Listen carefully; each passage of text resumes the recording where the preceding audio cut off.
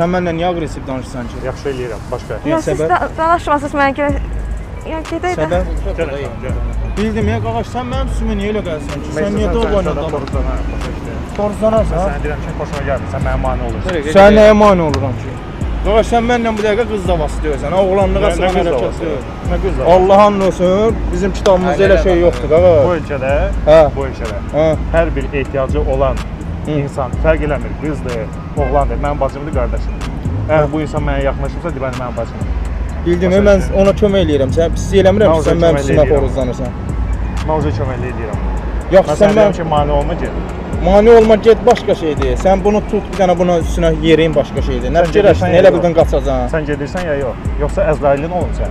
Əzraim olasan, öldürmək niyyətinə, öldürmək niyyətinə. İstəyirsən olun Əzrailin.